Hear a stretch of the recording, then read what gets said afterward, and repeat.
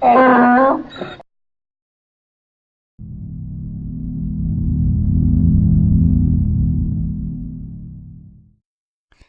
welcome back to another GACC podcast where we're going to be talking about games, anime, computers, and collectibles, but not necessarily all of those in a week. To my left, Hi, I'm Faust. And to my right, James. And I am Harrison. I'm still your host for this show. So, it's been kind of a odd week. Seems a little bit slow in the news, but... yeah, we still have a couple of things to revisit from last week, though. Right. Or previous shows, as it were. Firstly... apparently in the UK, No Man's Sky developer Hello Games is under... Hello Games, yes. Yeah, under investigation for false advertising.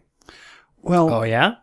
Yeah, that's because of Sean Murray and all the stuff that they've put out at... Yeah, Sean Murray and his not licking toads defense. Yeah. And, Not licking toads? Yeah, whenever people ask him anything about the game, it's like, well, you can't not do it. Yeah. Yeah. You can do everything in this game. Yeah. So, well, part of it comes from there's a huge backlash with this in regards to quote unquote false advertising. I mean, and if you think about it and you actually go back and watch E3 trailers and everything, then it really does start to look like there has been some false advertising. So what they're naming in the court case essentially is the difference between the videos and the actual games, or between media that video versus gameplay. So in the videos, there's user interface design that is not consistent, but these things change between alphas and things like that. The ship flying behavior within the game, where especially the formation of wingman or a wing formation, being able to fly around as that. The different animals, the types of animals and their behavior, basically destroying scenery, reacting to the environment, doing more than just basically waddling around. Large-scale space combat, structures and buildings, flowing water, speed of the galaxy, warp loading time, and aiming systems, whichever. And then screenshots, size of the creatures, behavior of the ships, structures, store page, and then quality of the graphics apparently was misrepresented as well, according to this. Wow, that's a lot. Yeah, there's a lot there to cover there. Yeah, and there's the, the fleet formations, there's the multiplayer.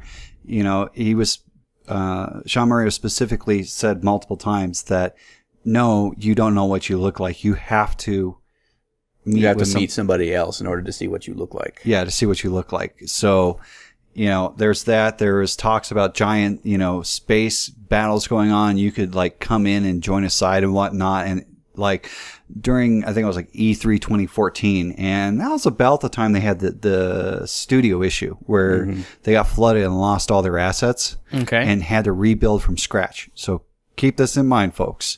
They lost everything from a studio flooding and had to rebuild this game from scratch. But, I don't know for E3 2014 if this was before or after the fact. It may have been before, but they showed this huge space battle, and they showed other ships coming in and everything, like just Starfire ships like yours, and they showed these frigates and everything else. And we're talking how big, like Eve big kind of battles. There are there are different size ships within the game as it is right now. But they show up every single time you jump. It's like they're jumping with you. They kind of just float there and don't really do anything. And when they come under attack, it's usually by about 3 other ships, and they just sort of flit around. And you go there and you shoot the ships, and then it's all done and everything. I think what they're saying is that there's no real multiplayer focus with the space combat. Yeah, I mean there were also it's the quantity too, because currently you see about 3 to 5 big ships will warp in. And during one of the videos, they showed easily 20 plus big ships warping in and fighting in a battle against one another, along with little starfighters flying around too. Nice. And so this was going on, but this is nowhere in existence in the game itself. Oh, so when it came to the actual gameplay, none of that was there? No. And that's the huge thing. This is the biggest gaffe as far as hype and misleading that there has been as far as a game goes. Yeah, so my initial reaction to the game when I was first playing it was amazingly pretty. I loved how vibrant and varied the different planets were. But after about the 5th jump and the, umpteenth planet, where I just landed down there, and it was like, basically scanning the same rock formations, going to the same buildings, dealing with the same aliens, dealing with the same animals. It was boring. There's always one or two flying ones, and then there's always at least one aggressive one, and then a bunch of, grazing herders of varying, like not even very much of a variation on that. Mm-hmm. Yeah, and you never saw any of the animals really fighting with each other. You didn't see this live ecosystem. It was just fighting you, and that was it. Yeah. Basically, I mean, they were just kind of like derping around, in little pre-trodden mathematical paths. And it became very predictable and repetitive. Wow, and that sounds kind of boring. Yeah, it got really boring. And I put the game down, and I haven't really gone back, even though I had committed myself to actually seeing what this disappointing ending happened to be. There was some sort of ending to the story. So there's an ending. You have to make your way through the path to the Galactic Center. Or I don't know. Yeah, it's okay. Yeah. It's one of those things where it's like, the ending doesn't really matter. It's the journey that really does. Mm-hmm. It's one of those type of endings. But in this case, the journey sucks too. Yeah. Yeah. Basically, because once you get to a point where you've built up your technology, and you have a decent mining tool, you have a decent ship, you have a decent suit, and everything's upgraded, and you can basically survive anywhere, and have all of the plans unlocked and everything. There's no meta game. There's no further gameplay beyond that point, and it's very easy to get to that point. Yeah, and they talked about variations in the ships where some were supposed to be more cargo-based or scientific, and some were supposed to be more combat-oriented. That feels not there. All the ships feel like they're the same bloats. Well, not bloats. Boats with different skins, and it doesn't matter. You can put whatever weapons you want because of all the slots. So it's not as fleshed out as what they talked about. And on top of it, it's like, I still want to stand by and say it is still technologically impressive, especially for procedural generation. It does seem like an amazing game. It just needed to be more than what they, as much as they said it was going to be, or at least close to as much as they said it was going to be. They needed to not market it like a major AAA title. So you mean kind of like Final Fantasy: The Spirits Within, where at the time it was technologically advanced, but still it sucked. That movie I actually kind of liked. Yeah, I kind of liked. It was a lot better than, what was that one? Advent Children? Advent Child? Advent Children. Whatever. Or the other one they released where they did like the complete Japanese kind of style characters, and you had to basically like understand an entire grimoire of what was going on before, and characters that you kind of like, where's this? I just know of Advent Children. Yeah, where's this one? And it's like, Sid doesn't show up until the very end. KHC doesn't show up until the very end. And you're supposed to understand what's going on. You don't. Now, where Spirits Within spends its entire time shoving the plot down your throat and making sure you know exactly where you are in the plot at every single point in time, it's still just a matter of look at the pretty lights and then the movie's over. And the only thing that was related to Final Fantasy was Gaia. Do you understand that, right? Look, the thing but anyways, it wasn't the point. Look, anyways, that was a movie. It was 2 hours. Trying to cram Final Fantasy style universe in there. Yes, there was a Sid. Yes, there were some other things. Yes, it was still, felt like a very, very good movie, and it was very technologically advanced. Okay. You had sweat glistening off of cinema CG. You had pores. This was the first time you ever saw anything like it was a realistic skinning or a realistic world. Yeah, and it CG. Still holds up. Yeah, it still does. To this day. I mean, go back and watch it again, and don't think just has to be Final Fantasy. Okay, like you want to see for a movie for that time frame. I'll give you the graphics were amazing. Yeah. So I mean, let me look up something here real quick. But back on to the stuff here with No Man's Sky. I mean, I think they're going to end up. I'm still hoping that this thing's actually going to flesh out to be a better game, than what it is. They're still getting in trouble because even their patch notes are quote unquote vague, and they really are. Yeah, I remember you talking about that last time. Yeah. But as a wind down type game, it's still a very good game. It has a solid core to it. And quite frankly, if you just need to, wind down and all, it's still good that way. Yes, they still have to bring it up, and hopefully they are. They've stuck Sean Murray back in the closet to work on that stuff versus letting him out. But it's bad at the same point because he hasn't even come out and apologized or anything like that. He has given politician style answers, Yeah, a true politician knows how to talk and talk and talk and never say anything. Yeah. And that's kind of what his interviews were like. The trouble was when he was asked direct questions and had to give a direct statement about the game, he gave a statement that was basically confirming everything that they asked. Does it have this? Does it have this? Does it have this? And it doesn't. Yeah. And so that's where they're at right now. And right now it's the UK. We're not sure if it's going to actually transfer to an American court in some way, shape, or form because Hello Games is still. Are they based?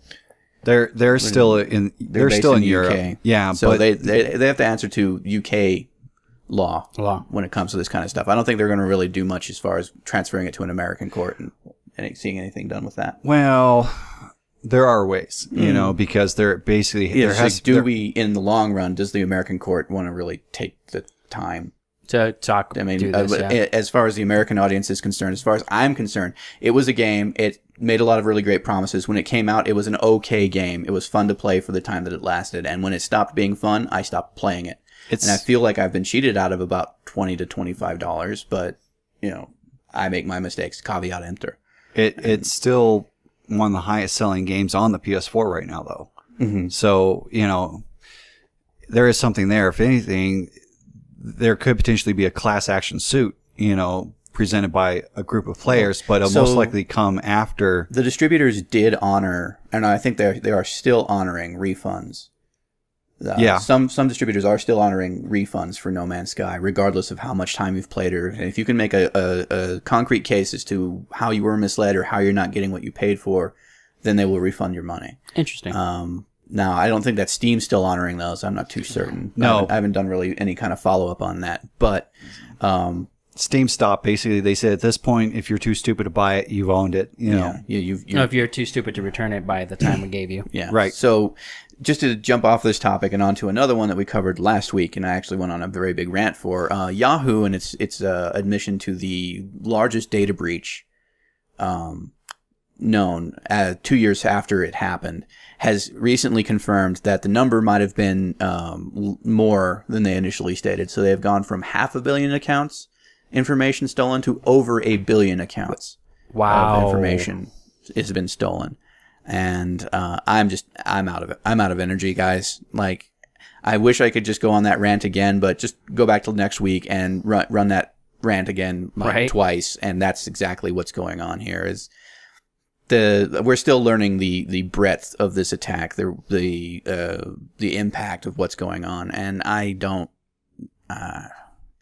until I have a full idea of what's actually going on there, I don't know how to feel about it anymore. Yeah, I mean, that's a lot. This one's gonna set some records that are gonna be hard to beat. It's gonna end up setting some precedents too in different governing bodies and stuff like that about. And the worst part about it is it's a long-running, I made this statement the last time, it's a long-running internet company, a well-trusted name that has misled and lied to its user base. And yeah, at this point, everybody on the internet, essentially, that is a fraction of the entire world populace and an even larger fraction of the internet-using populace that has had their personal information in some way compromised. Now, it's getting to the point where the records stolen are at such a large amount that I don't think anybody's going to... We're not going to see a whole over 1 billion people affected by this in like terms of identity theft or account hacking or anything like that. Mm-hmm. But no, the fact that this information was made available, it's really a question of like, are you really concerned about this information being made available to whoever decided to take it? For whatever reason, whoever decides to sell it for whatever reason. Yeah, in that aspect, it's probably not as bad because I don't think there's as much stuff in there as like what happened with the government and the OPM breach because that was background checks. Yeah, that was background checks. This is anything you've put on YouTube. Like your search results or whatever. Yes. Yeah, whatever they've got for your mail or any kind of account profile or any kind of a data that they have on you with that kind of thing. How many times a week you get emailed for Viagra pills, right? And my Yahoo account is actually my throwaway account. Same here. I mean, I don't really use my Yahoo Mail account for anything. I use my Gmail account for everything. Yeah, because I transferred over to the Gmail. Yeah. for all my important stuff. So Yahoo is still my kind of throwaway. I still use Yahoo, but it's just I only use it for webmail, and even then, that mail isn't exactly like I'm worried about my PayPal account. I transferred that over to my Gmail the other day. I think I should go and actually make that change. Probably. Yeah, you probably should. I should make that change and change all those passwords. And Well, you're making me do work, Yahoo. Like that's how I feel now. I was pissed off last week. Now it's like, oh, now I've got to do work because of you messed up. And I'm still dealing with stuff from even the OPM breach. I mean, it's like I just had to deal with this last week. Somebody trying to get into one of my credit card accounts, and so I had to go in and not just change, stuff such as the email address and everything. I had to change the username on that account because they tried twice, to try to get into my credit card account, and I'm just like, this is wonderful, and it's been over a year since that breach, and things are still happening, still ripple affecting. Yeah. So in other companies that are on the rocks that, potentially going to get sold, let's talk about Twitter. oh no, Yeah. Oh, yeah. yeah, So, Yahoo shot themselves in the foot, got sold to Verizon, and it really shot themselves in the foot. Oh, yes, they did. But Twitter, so these are all rumors. Okay, this is all rumors and speculation, and we don't know for sure because they're not officially said that they are up for sale, but there is rumors going around that you have Apple, Disney, you have Salesforce, you have Microsoft, you have, and I said Google already, right? No. Google, all potentially looking to buy Twitter for about $16 billion. Okay. Now, there's something bad when rumors of a buyout cause the stock to spike almost, I think, 20%. Basically, rumors of it being bought out caused the shares to spike 20%. That means that there already was no confidence, and people are actually more excited about it being sold than what Twitter's been doing. That's kind of sad. Yeah. And really, they've not been hitting their numbers. I think they're still losing money. And all the things that they've been trying to put forward just have not panned out so far. And, 16 billion seems actually a lot smaller than where it was once thought to be valued at. So who knows? I mean, we might see Disney, running Twitter sometime in the future, or maybe even like Apple or Microsoft. I'm okay with Disney running it. The thing about it is, if they do end up making that kind of merger, I don't think you're going to see anything of an immediate change. You might see Disney moving in and imposing their usual values on something like Twitter, which is something Twitter was already doing. Yeah, but much. Disney's always been kind of very well skilled at making that happen.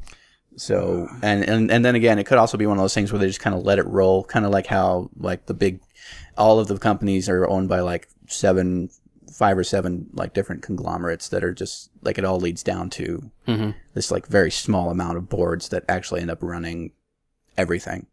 And Disney is one of those big names. They're one of the giant leaders in industry and corporations. Gotcha. So it could be just something that's just another acquisition for them that they're just going to let roll. Well, yeah, we'll see. I mean, Twitter's losing some value right now because of the fact that they are starting censorship. And that's causing a lot of backlash with a lot of social media places right now, censorship. But the thing is in 2013, Twitter was valued at $40 billion. That's a lot. 3 years, they've fallen from 40 billion to 16. To 16. I mean, this was supposed to be one of the, unicorn stocks. If anything, it's more like a black swan. We're potentially on the verge of like another tech bubble, but it's not one where it's been like an instant pop. It's more like a slow deflating. It's like letting the air out of a balloon that you've blown up, and just lets out that kind of wet farting sound. Yeah, that's kind of what's going on with most companies these days. You have to be fair. Twitter's just the most recent one to have made some sort of mistake and has ended up losing steam. The major worry that would be my major worry, is that anything that's sort of dependent upon a electronic economy. We've seen this kind of thing happen before, and we're still recovering from various and sundry economic foibles, not just as a country, but as a world. And for this kind of thing to this could be the one domino that topples over and just takes a whole mess with them. It happens every time with, within history of, stocks. Usually one industry starts to get overinflated, and then, it gets to a point of insanity where people just keep throwing money at it. And of course, at some point, you're going to have losers. But then finally, people wake up and go, what have we been doing? This is stupid. Mm-hmm. And then they start pulling out. And then again, other people, more calm people, start panicking too. And they just pull out themselves. And that's what causes a lot of this crash. And at least with something like Twitter, especially with all of the alternatives that are popping up now, between even the startup stuff like Elo and Gab and various other places that have been trying to ape or compete with Twitter for so long, I don't think we're in too much of a problem as far as social media is concerned. The ability to do whatever it is that Twitter has been doing, because most social media these days has kind of emulated that form of microblog to some degree. Yeah, and they've either worked it into their own form of posting or their own kind of world, or they've copied it outright.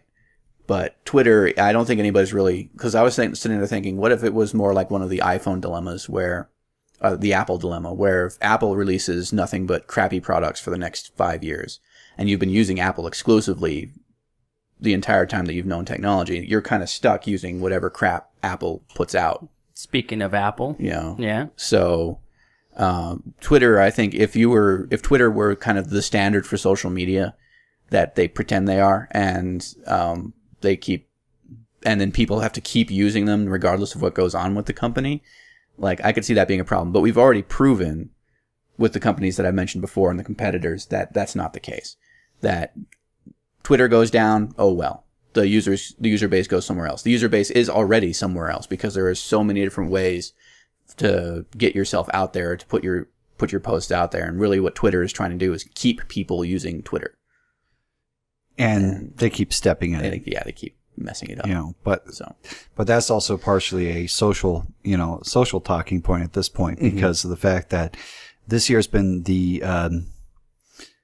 has basically been the year of backlash for censorship, freedom of speech, and social justice warriors. And that's been a big part of the movements this year for people exodusing over to other platforms or trying to maintain accountability, for these companies. I mean, Facebook got in trouble because they were trying to censor the very famous Vietnam picture of the little girl that was covered in napalm, and her clothes were off, she was naked. And they were trying to censor this. But this is a historical picture of Vietnam that, was all over the papers and is, shown in context and everything like that, where that really opened up people's eyes to what was really going on with some of the horrors of Vietnam. And this little girl was, this is one of the most famous pictures. Yeah, it's an absolutely famous picture. It was one of the most poignant turning points within that conflict. Seeing kind of like the horrific face of war and the kinds of things. This is what turned the public against war. Yeah, is one of these. That's one of the major turning points.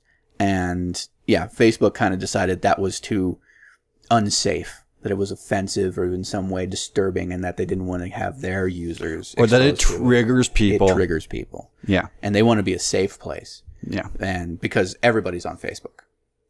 And when you start censoring history like that, there's other deeper ramifications. Yeah, that's a problem, is when we start rewriting the history books. We had a problem with this back in early 2000s, I think, when we were starting, public schools were starting to rewrite whitewashing history books. Yeah. And we had a major problem with that.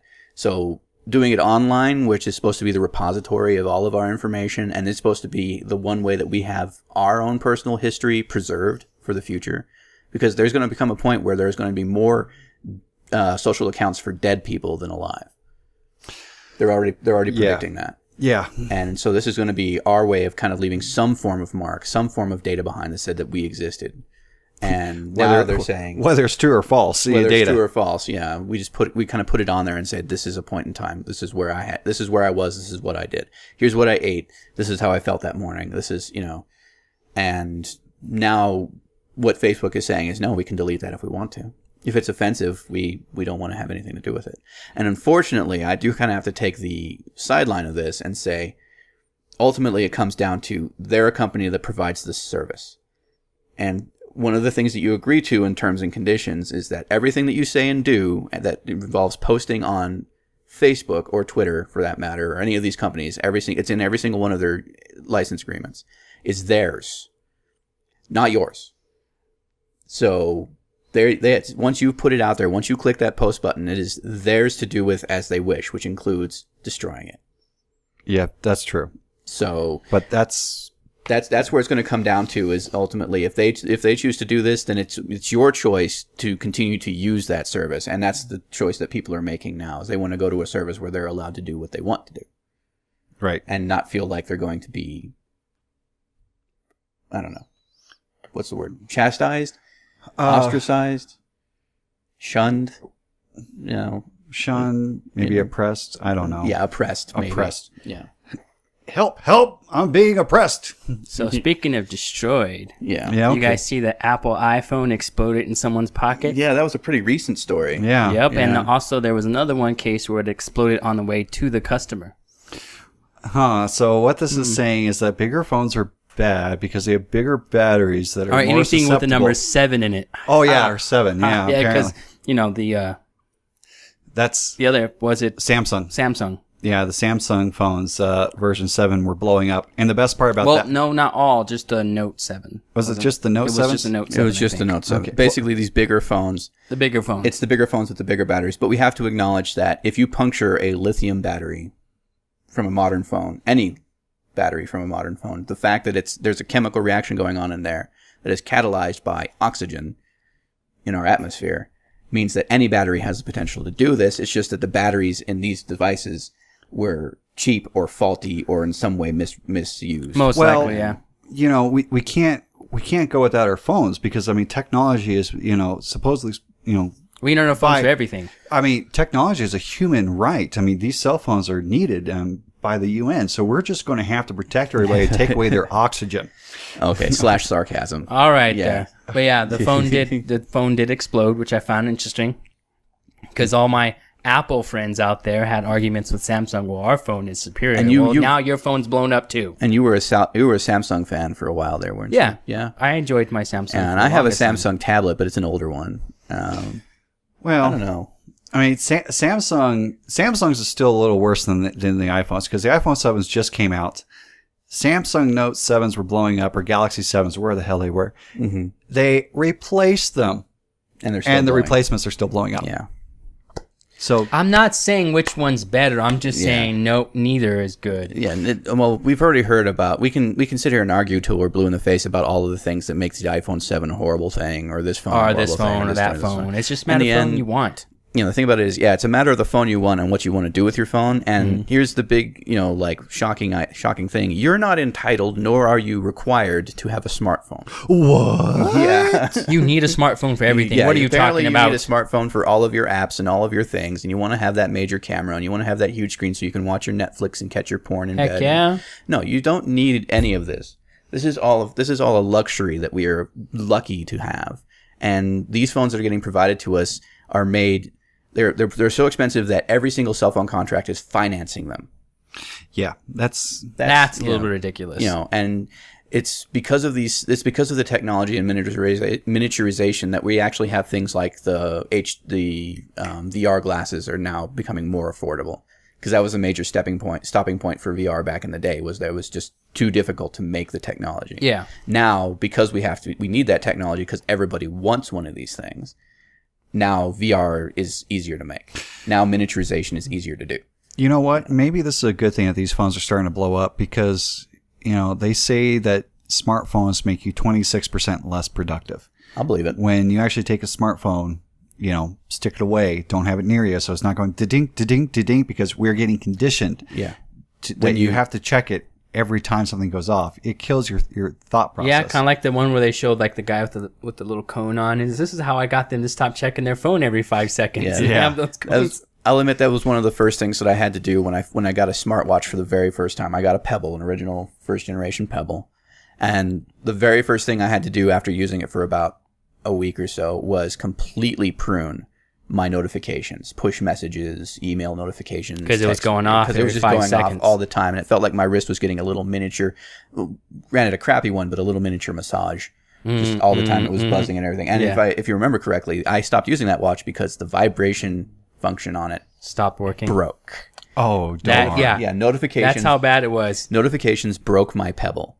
So one of the first things you really have to do in order to increase productivity and get your face out of the screen, which is, sacrilege these days, is pair off your notifications and get rid of that conditioning to check every single time something buzzes or something goes off. I am glad, that I grew up in the Nintendo generation, or, potentially, arguably, somewhat the Atari generation, but really mainly as a Nintendo kid, because we did not have all this crap. So we were not trained from 2 years on that all these notifications and pop-ups and email. I mean, we at least had a time. I remember a time where I was actually capable of having quiet moments. I mean 100% quiet. I didn't have any kind of whirring or screen whine or light or anything like that in the background. Yeah, you just sit back and relax, read a book. Sit back in a room, and that was one of a dozen rooms in the house. Well, it wasn't that big a house, but I'm exaggerating. That had nothing in it electronic. Yeah. That had nothing in it that was a screen or an LED or anything like that. And I actually witnessed electronics invade absolutely every single room. Mm-hmm. So now everything beeps. Everything has a light. Everything I'm makes a complaining noise. like an old man. And You are. Yeah, I'm not gonna. You are. I'm not going to continue this. Moving on. Well, no. Let's on this one though. Back in my Before day. we move on, think about it. I mean, we have an entire generation that is being wired, for beeps and bloops and to react to them. It's like the older generation, we at least have probably a little bit more willpower to put them aside and just ignore them. I mean, nowadays, if you text somebody, especially if they're a younger person, and you don't respond back right away, They freak out. they freak out. Oh my God, something's wrong. Is that person dead? No, I was just not responding right away. Going back even before our time, did you know it was actually at one point considered rude to check your watch during a conversation? Yes. Yes. It was actually considered rude because it implied that you had better things. Yeah, to like do you than didn't talking care to about that the person. conversation. Yeah. And now, like you can't even have a conversation without doing 10 other different things because everyone has to multitask I mean, you're everything. Bluetoothed and you're checking the news and you've got YouTube up on your desktop and yeah. So Go sit down in front of a group interview, and see and watch how many people during that group interview pick up their phones to check something during it in an hour's time. It will happen, I guarantee it. Wow. it's now considered a major kind of thing, and if you're going out to eat with a bunch of friends, that they all stack their phones In the middle of middle the of the table, and the first one to check their phone pays the bill. pays the bill. Yeah. Like this is the kind of thing we're moving into. Yeah. Using a phone for like instant kind of like fact checking, or basically, to check something and see who's About right. the conversation. About yeah. the conversation, I find acceptable, because then it shuts down the argument fast. And the thing about it is, any conversation really, when it comes to a large group of friends, is that argument.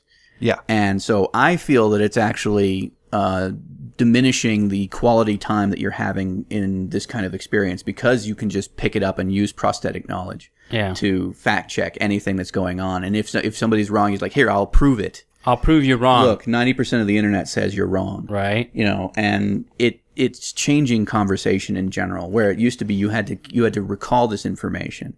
And now information recall is becoming a major thing, and I think it'll be a major problem in the future when we have devices capable of doing it for us. The only thing we need to recall is how to search. Well, yeah, and that's... Yeah. I'm going to go ahead and break away from this before I start turning into an old man, too. Yeah. Because I'd be like, well, they have Well, I TVs in restaurants, and I don't like that because it distracts them. I do have one other old man thing to move into, but it sounds like you still have more to talk about. So do you want to take it or should I? No. Let's see what you got quick. Okay. You know, So before this we is move real in. quick. This is real quick. So apparently, if you guys have been keeping up with anything NES related, you know that the NES, and Nintendo is releasing a miniature NES as Yes. an anniversary kind of thing. I'm gonna buy two. There's two forms of it.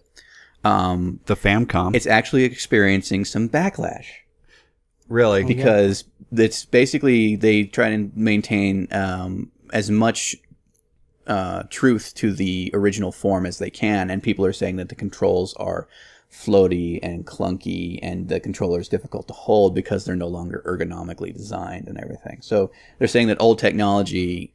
They're getting backlash for a square controller. They're getting backlash for a square controller and the fact that the controls are as true to form as the original games were, which if you remember, if you've ever gone back and played the original games on an original system, those controls weren't exactly the best, most responsive things in the world, even if with the default stock controller. So you actually picked up a while ago. I wanted to ask you this. A while ago, you picked up one of those multi-cartridge systems that did like NES and SNES and all of that kind of stuff.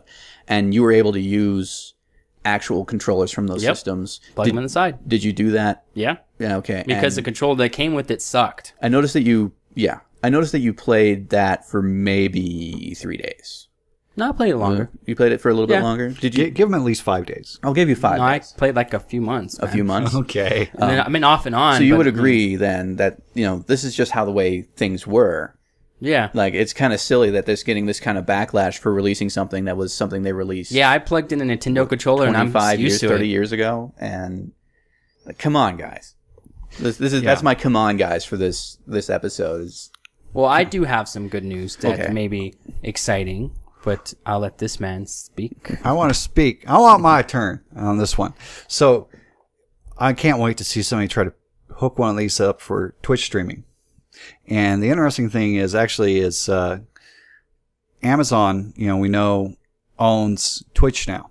And finally, we're starting to see everything start to come to fruition from this marriage between the two of them, because Amazon's they went and got Twitch, they went and got a couple of game studios, and they got a few other things. Well, they just announced this week that if you have Amazon Prime, you can now integrate in your Twitch account. So you have Twitch Prime, and it means you do not get ads during your streaming.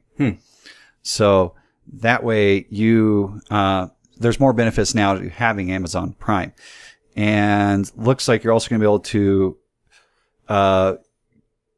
get exclusive emotes and chat badges. Mm-hmm. And you're going to get one free channel subscription every 30 days as part of... Oh, that's got to earn some ire from the people who actually live off of Twitch subscriptions. Does Twitch pay them for these free subscriptions?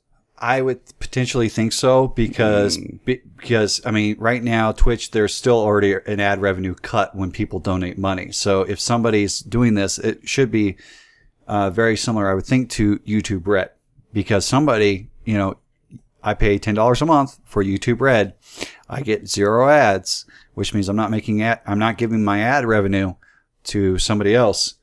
But at the same point, there's a second little column for YouTube Red subscriptions on the back end. So you see how much money you're making off of a portion of that person's $10 a month. Mm-hmm. And so, there's still going to be money to be made here. May not be as much, but there's money. There's still money to be made.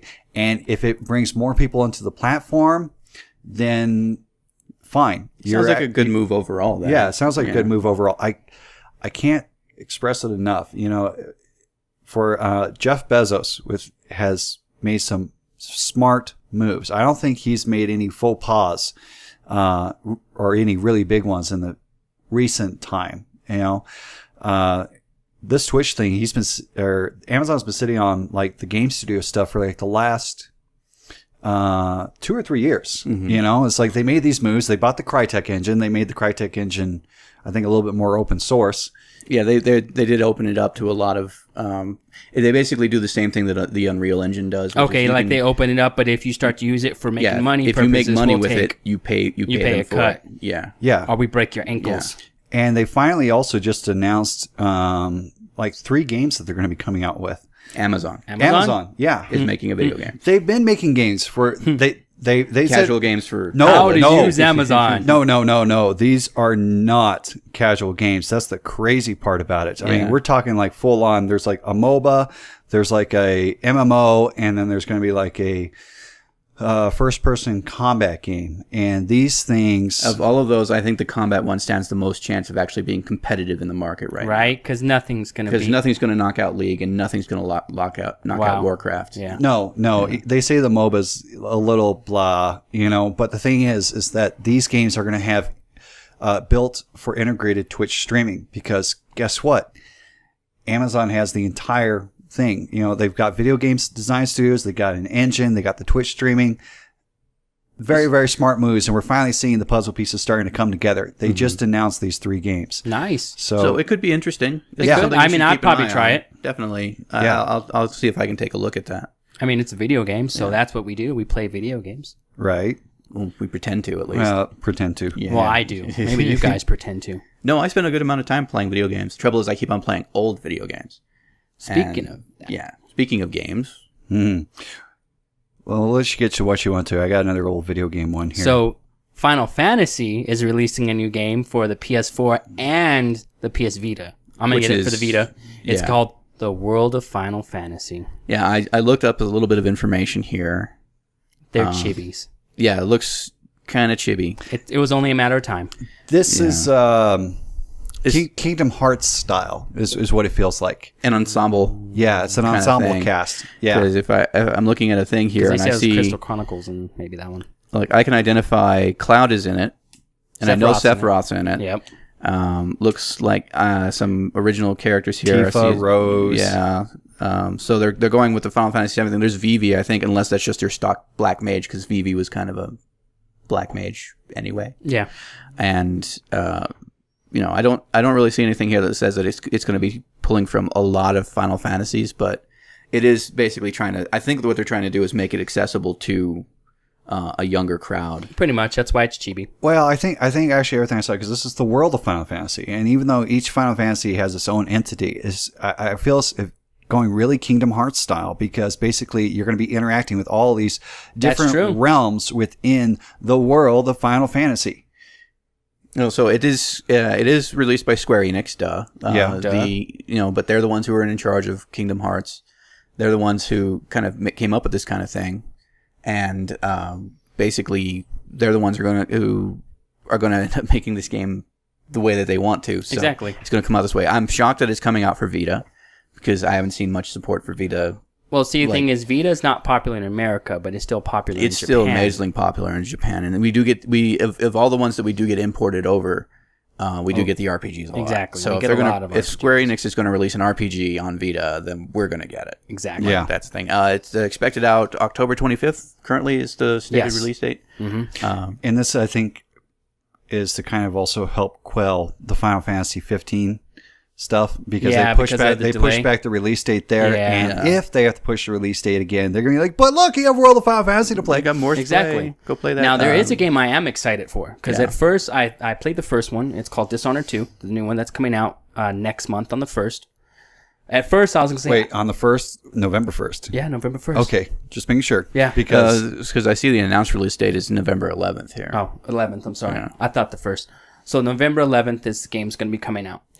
I'm excited because I was going to be like, oh, I didn't play the game that much, the first one. No, I did. Yeah, you played that. I played one walkthrough and got the good ending. I played a second game playthrough and got the bad ending. And then I went and YouTube the other ending just so I could see it. Mm-hmm. I played about 60 hours or plus into the first game.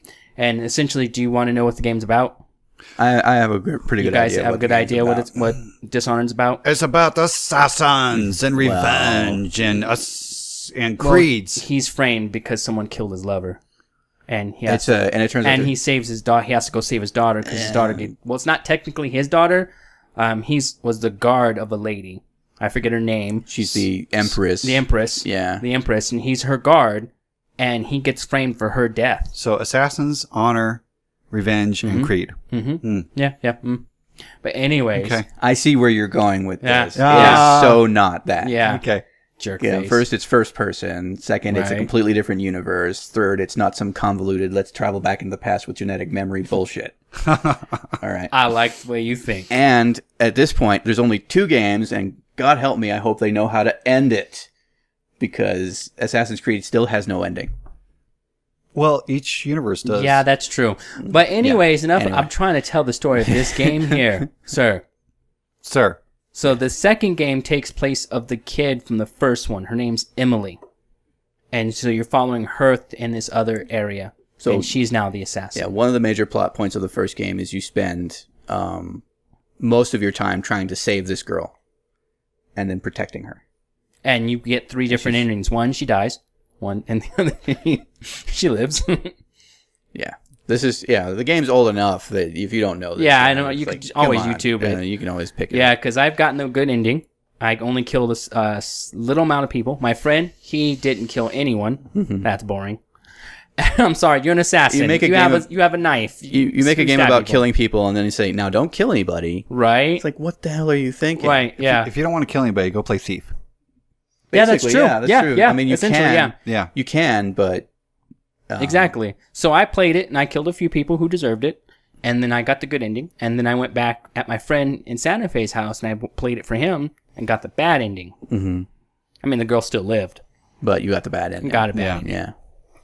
But yeah, the second game's comes out. It's pretty cool. Yeah, second game's... Her powers are different than the first one. So, I mean, I'm hoping what we do get is a lot of more flesh out of the canon and the mythos, because the first game was kind of light on that. Yeah, it was. Really, it was just sort of like, here's the thing, and now you have magical powers. And the god who gave you the magical powers. Yeah. He's in the second one, too. Oh, I believe it. I mean, it wouldn't be a Dishonored game without that. Yeah, because she has to get the powers somehow. And then it was all about the plague and the power play and who becomes empress and everything like that. And so it's obvious Emily is still not empress, even though it's her right. Right. And so it's probably her trying to claim her throne or whatever. We don't know yet. But she's obviously taken some lessons from Corvo. Mm-hmm. And I've seen a lot of really nice steampunky tech and subterfuge and stealth in what bit of reveal that I've seen. And so I like that it's going to be more of an emphasis on making your way through places without killing people, without being noticed. Sort of a Thief style kind of thing. Unfortunately, Thief is the only one that's ever really done stealth. Without killing someone. With any respectable degree. Without killing somebody and keeping it interesting. Whoa. Yeah. What about Metal Gear? No, you do technically kill kill people. Everybody. No, you can go through there without killing everybody. You shoot them with a gun, or you snap their necks. Okay, fine. You kill them. You kill them. Yeah. Sorry. You fell at that one, dude. I'm sorry.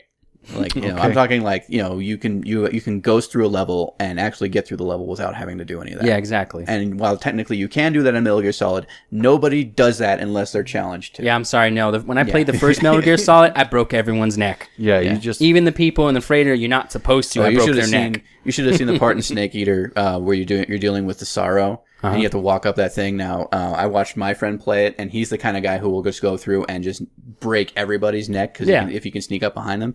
And so he's walking up this thing, and every single guy that he's walking past, because they make you walk past everybody that you killed, is just at a head like at a 45-degree angle and complaining about their neck as they're wandering by. Every single one. He must have heard that soundbite like a thousand times. That's awesome. I did that too on all Metal Gear games. I love sneaking up behind people. Snap dead. Yeah. Snap dead. Give me your little badge. But anyways, so this game, Dishonored 2, very nice reveal. I like that it's going to be due out pretty soon for the holidays. That we're going to be able to play it on the holidays instead of waiting for Christmas release. Exactly. There's a huge list actually of Christmas release games of fall release games because this was called as the fall release list. This is the fall glut. Yeah, the fall glut is what we're about to hit into here. Let me see if I can find this list. So basically, shut up and take my money. Yeah, that's basically, about to start. This is a bad time for any gamer's wallet.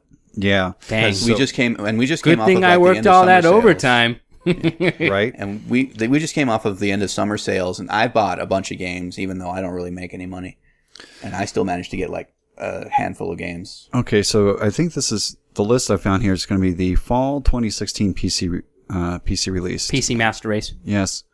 Well, just to wrap up Dishonored before you get on with this. Yeah. Okay. So it is due out for both next generation consoles and Microsoft Windows. So it is going to be on PC and Steam. It'll be on Steam. It's going to get a simultaneous worldwide release. No, World of Final Fantasy is getting a worldwide release. This one they haven't really stated explicitly. It is a Bethesda game, so we're going to see it in America for sure. Right. And then now let's see what else is being done for the fall releases. So we had, looks like Forza Horizon came out September 27th, and that came out on the Windows 10 store. We have FIFA 17 came out September 27th. So who cares about soccer? Yeah. Yay. Cluster Truck actually has had some interesting news. They came out September 27th. This is basically a physics full game. version? Yeah, full version's out. I've seen like betas and previews and review copies. I have not seen that one, so I'm happy to look at it. Cluster Truck's this amazing game where it's basically a parkour simulator, but you're doing it on the back of freighter trucs that are just barreling down these courses, and the courses get harder and change around. Okay. Yeah, and apparently some of the designers of the game have gone into the streams and started trolling people, saying like, "Oh, now we're in control" or something like that. I don't know what was going on, but they've been having fun with it too. It sounds like it's one of those Dejabon kind of titles. Dejabon's a really great studio, and I wish I could hear more about. I'll have to check it out. Yeah. Go on. We have Mafia 3 coming out October 7th. Oh, come on. Mafia's actually been really good for story, not very good for game design. I've never played the first two, so I'm... Well, this one is set in the 50s after World War II. So there's a lot of interesting stuff there. Looked like 50s or 60s it was set in. Oh, I've seen that one. Yeah, okay. Yeah, I was really turned off. For some reason, I was thinking of a different game. Sorry. I was really turned off the series by the first game because it was like in the 20s and 30s, and they actually made you follow the speed limit when you're driving from mission to mission. And that's all you really did was drive from mission to mission. Well, I think this one also touches on some of the political aspects or social aspects around some of the culture at that time with because you would have one of the main antagonists in there is actually African American, and he is not antagonist, protagonist. Which one's the hero? Protagonist. Yeah. And he has somebody that's basically one of his buddies from the war gets like killed or something, and there's a lot of back and forth over this. And since they're centering around that time, you have some of the social issues too that go with it. And I think that's going to be interesting to see how does that play out with the mafia at the same time. I'm interested to keep an eye on it and figure this out. And I'm not really. I'll watch a gameplay. I'll watch a gameplay. I've never really been that invested. So yeah. So going on, we have Gears of War 4 on October 11th. I'm with him. Sorry, it's like the Assassin's Creed. I know it's the big franchise. That's something that's Microsoft's trying to ride into the ground and everything. But hey, it's getting a Windows release. But I thought it only works on Windows 10. Windows 10, yes, only, and you have to buy it through the store. Yes, you have to buy it through the store, and it'll be Xbox One also. Well, of course, if it's on the store, it's going to be on. It's going to be Xbox One. We have. On October 11th, we have Duke Nukem 3D 20th Anniversary World Tour, and they've added some new levels by the original creators. Yeah, that's about the only thing that would really make me interested. And even then, I've played the hell out of Duke Nukem 3D. Didn't the last Duke Nukem suck so bad? That was forever, and to tell you the truth, this is what I maintain and I hope that I will be proven right at some point in the future, but I maintain that Gearbox snapped up the license for that and just put out a game. Just to get people to just get their minds off of Duke Nukem Forever. 13 years that thing had been in production. So now they have the IP, and they're just waiting. They're sitting on it, and they're waiting for it. And this is the one way that they can keep people interested is release the last good game. Yeah. Okay. And so that's coming out on October 11th. We have Moto Racer 4 coming out on October 13th. It's okay. Yeah. Shadow Warrior 2 coming out October 13th. No, the first game wasn't very memorable. I'm like now Shadow Warrior was one of those Duke Nukem spin-off kind of games where it had a original character and had this nice sense of humor and it was its own thing. It was self-referential and had a good style to it and everything like that. And it was balls hard. Mm-hmm. So, it kept gameplay going with that. Now, when they did the remake, that one didn't get very much attention. Is that the one that was on Steam? Yeah. Someone got me that as a gift, and I played it like a little bit, but then I was all, yeah, okay, I'm moving on. Yeah, they laid a little too heavily on the sword play and like samey level design and boxy and stuff like that. So I think it was starting to get it reinvigorated. But the fact that they managed to get a second game out is interesting. Yes. Cool. So they have Crazy Machines 3 coming out October 18th. I've never even heard of the first two. Yeah. It's a puzzle solving game. Okay. Basically, puzzlers. Okay, if that's your thing, that's coming out. We got one of the big ones coming out. A new Myst. What? A new Myst game? I'm sorry, I said big There's ones. There's actually already a new Myst game. Is there? Is it good? No. Oh. Okay. So one of the big ones for the season, not a nobody gives a fuck. Yeah. Battlefield 1's coming out October 21st. Yeah, no one gives a fuck, dude. No, that's actually because this one I'm actually interested in. Of all Battlefield games, isn't this the one that they're going back to? World War One. They're going back to what originally Battlefield kind of Call of Duty Battlefield started out as. Oh, okay. Was World Wars, not Modern Warfare. But they were typically started in World War II, but they're going back to World War One. So we're talking like some of the first technology. We're talking trench warfare here, and we're talking tanks and tanks of different sizes and horses. You know, things they still use horses in 1914. They had biplanes. I mean, this is going to be phenomenal. We haven't touched this yet. This sounds like it's going to be very. This guy sounds like he's more excited about it than I am. I like the World War history because that was about the first time we actually saw an industry spring up around war. Yeah, and before that it was very regimented and had rules of engagement and things like that. And it changed into this conflict of technology and basically shoving soldiers into a meat grinder. And now the meat grinder's got LEDs and beeps. Yeah. So, well, continuing on war. Yeah. Also on October 21st is Civilization 6. So Gandhi gets to be a dick again. Yeah, I always get excited about a new Civ game because I'm hoping. Okay. Yeah. What? You were trying to care? I was trying to care. Yeah. The care is not there. I actually do like Civilization games. So okay, direct all hate. Yeah, towards James. Yeah, because apparently he doesn't care. I would prefer the Battlefield 1 over Civilization. Well, here's one you might care about. This is probably more up your alley. Farming Simulator 2017 is coming out October 25th. That sounds fantastic. Those games, the farming simulators and the trains and the truck simulators and everything, always sound so great. And then it sucks until you get to the price. Right. No, I mean, if you know exactly what you're going into. True. You know exactly what you're saying. It is a true, faithful representation of what they say there's going to be. The farming simulator is a true, faithful representation of driving the machines around, farming the stuff, and everything like that. And it sounds great until you get to the price.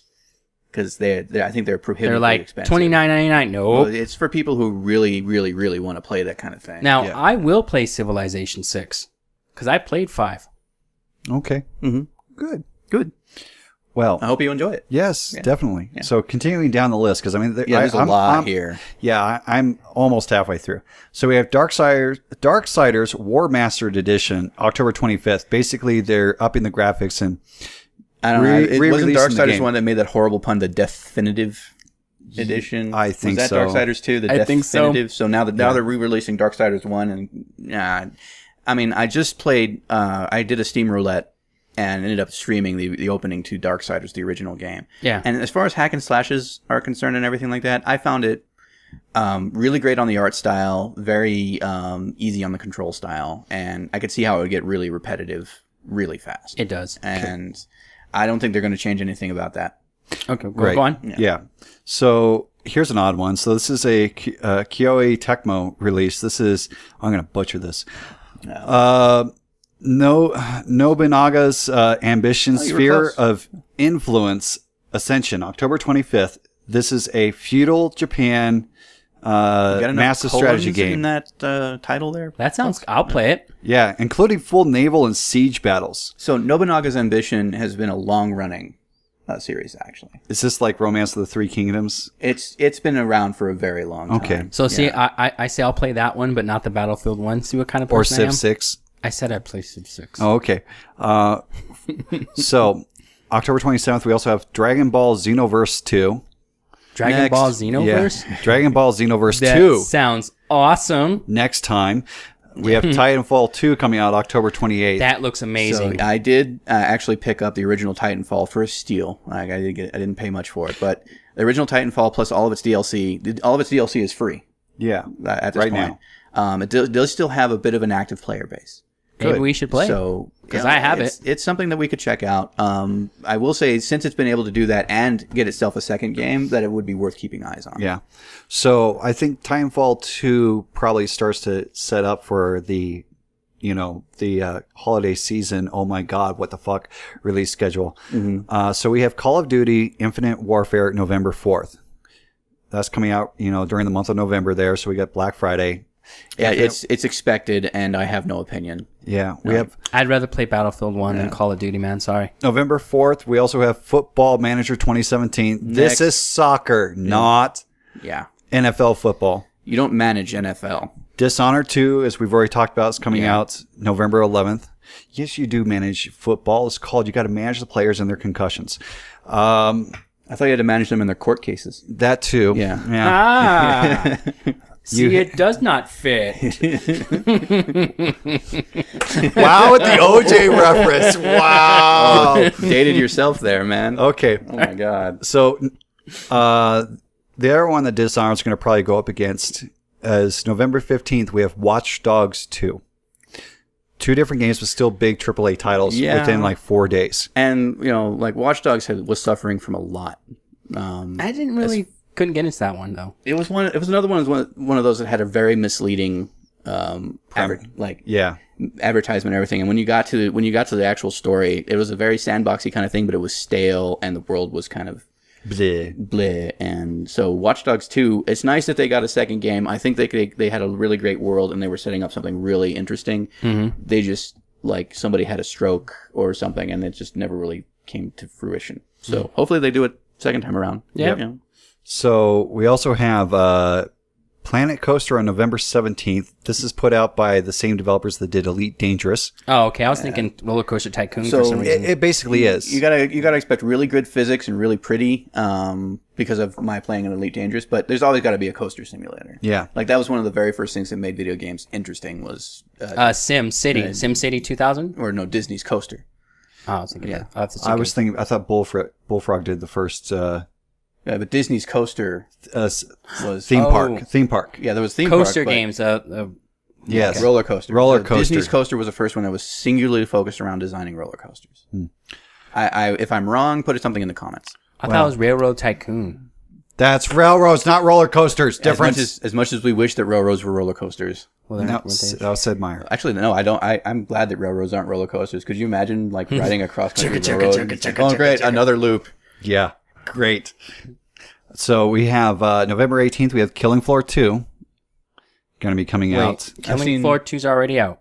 No, it's not. No, you're seeing like review copies and stuff like that. I'm almost certain that it's coming out. Its initial release date is 2016. Yeah. Tripwire Interactive. Steam has it on their list. Yeah, talk amongst it's listed on Steam. But it's not released. Let's see. Hold on.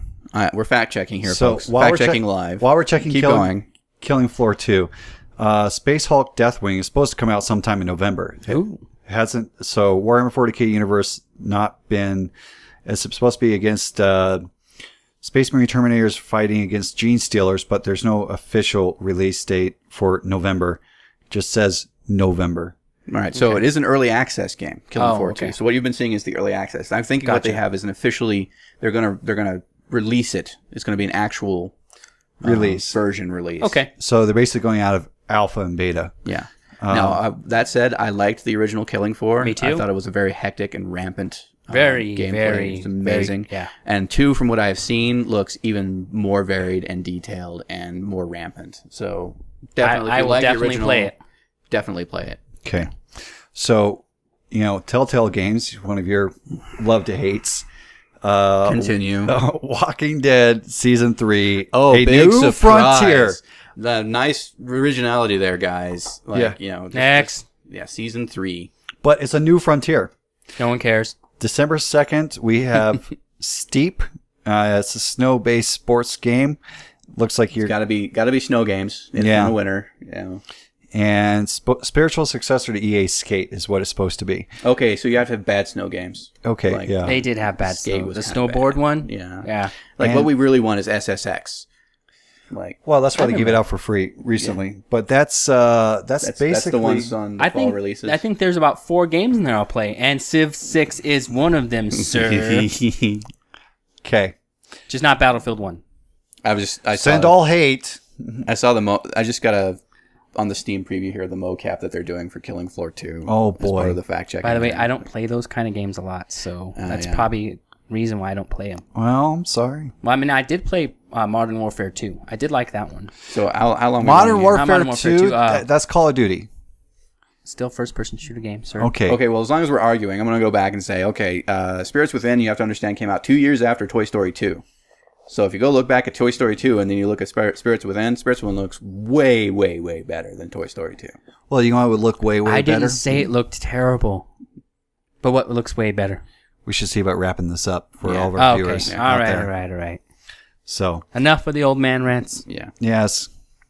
All right, folks. So that's our GACC podcast for the week. If we missed anything or wrong or anything, let us know. If there's anything you'd like to see us discuss, because we usually try to go over the news for the previous week that we've done this in, do please let us know in the comments. Do remember to like, comment, and subscribe, and we will see you next time. Have a good one. Have a good one, guys.